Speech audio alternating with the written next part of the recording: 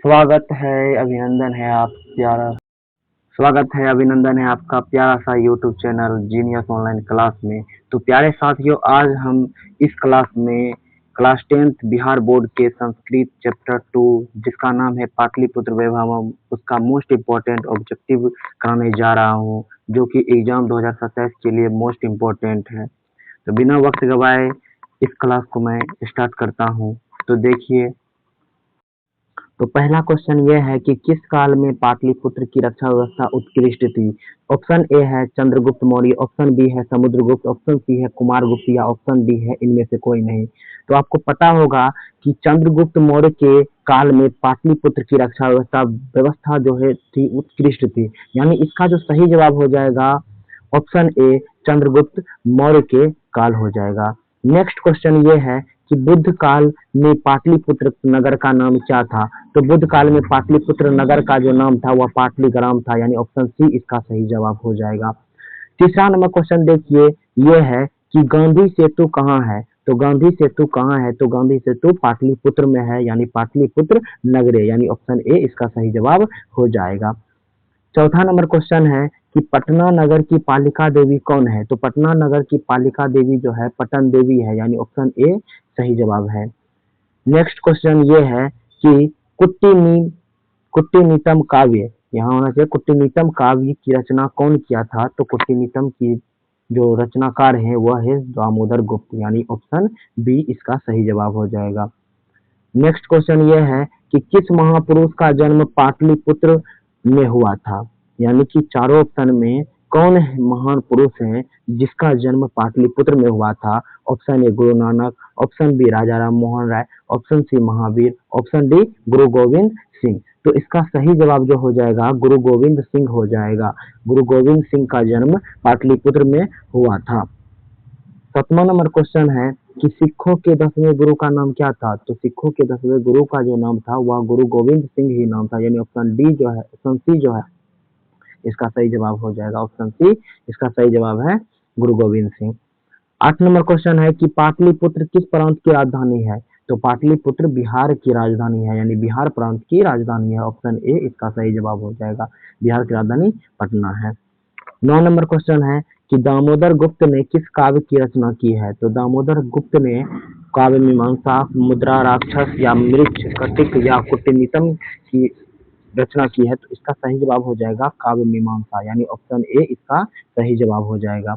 10 number question ये रहा कि काव्य मीमांसा नामक ग्रंथ किसने लिखी है। तो काव्य मीमांसा नामक ग्रंथ जो है, 9 नंबर क्वेश्चन ये रहा कि दामोदर गुप्त ने किस काव्य की रचना की थी। तो दामोदर गुप्त ने काव्य मीमांसा या मुद्रा राक्षस या मृच्छ कटिक या कुट्टिनीतम की रचना की थी। तो ऑप्शन डी जो है इसका सही जवाब हो जाएगा, कुट्टिनीतम की रचना की थी, यानी ऑप्शन डी इसका सही जवाब हो जाएगा। नेक्स्ट क्वेश्चन ये है कि काव्य मीमांसा नामक ग्रंथ किसने लिखी है। तो काव्य मीमांसा नामक ग्रंथ जो है वह ऑप्शन ए राजशेखर द्वारा लिखा गया, ऑप्शन बी दामोदर गुप्त द्वारा, या ऑप्शन सी चंद्रगुप्त, या ऑप्शन डी मेगास्थनी जी। तो इसका सही जवाब हो जाएगा राजशेखर, यानी राजशेखर ने काव्य मीमांसा नामक ग्रंथ की रचना की है। ये भी मोस्ट इंपोर्टेंट ऑब्जेक्टिव है 2027 के लिए। 11 नंबर क्वेश्चन है कि राजा अशोक के समय में पटना नगर का वैभव कैसा था। तो विपरह था या असमृद्ध था या समृद्ध था या इनमें से कोई नहीं। तो ऑप्शन सी जो है समृद्ध इसका सही जवाब हो जाएगा। राजा अशोक के समय में पटना नगर का वैभव जो था वह समृद्ध था। 12 नंबर क्वेश्चन ये है कि मेगास्थनीज पटना किस समय में आया था, किसके समय में आया था। तो मेगास्थनीज जो थे वह चंद्रगुप्त मौर्य के समय में आए थे। ऑप्शन सी इसका सही जवाब हो जाएगा। 13 नंबर क्वेश्चन है कि पाटलिपुत्र पटना के नाम से कब से प्रसिद्ध हुआ। तो जब मध्यकाल का समय था, मध्यकाल में ही पटना जो रखा गया था पाटलिपुत्र का नाम, तो इसी नाम से प्रसिद्ध हुआ था मध्यकाल में। ऑप्शन सी इसका सही जवाब हो जाएगा। 14 नंबर क्वेश्चन है कि पाटल पुष्पों की पुतलिका रचना के आधार पर पटना का कौन सा नाम है। तो पाटल पुष्पों की पुतलिका इंपॉर्टेंट क्वेश्चन है। पाटल पुष्पों की पुतलिका के नाम पर तो इसका नाम जो हो जाएगा पाटलिपुत्र हो जाएगा। ऑप्शन सी इसका सही जवाब हो जाएगा।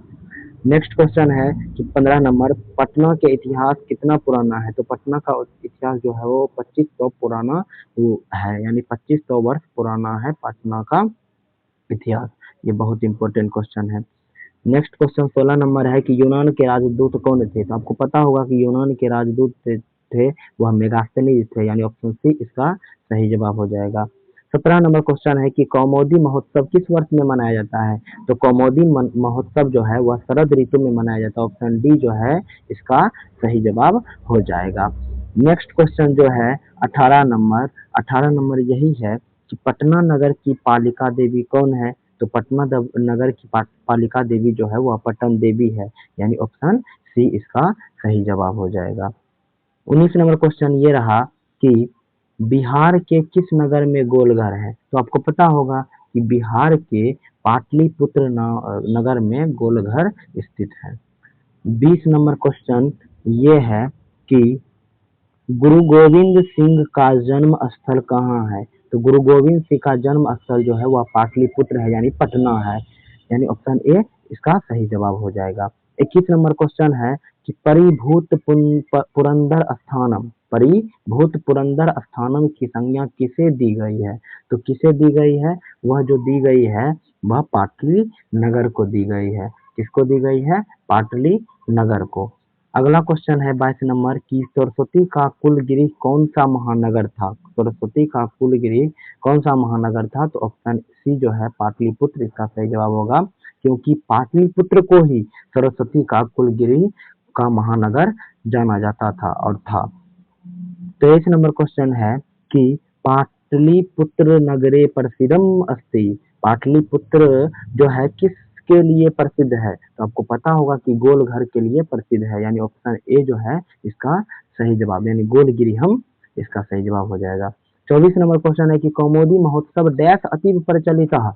कौमुदी महोत्सव डैश अतीव प्रचलित, तो इसका सही जवाब जो हो जाएगा वह गुप्त शासने काल है, यानी कि जब गुप्त शासन थे, यानी चंद्रगुप्त मौर्य के शासन काल में कौमुदी महोत्सव बहुत प्रचलित थे, यानी ऑप्शन सी इसका सही जवाब हो जाएगा।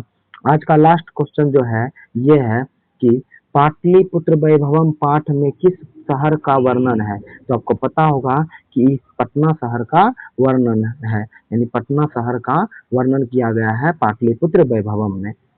तो मेरे साथ जुड़ने के लिए थैंक्स।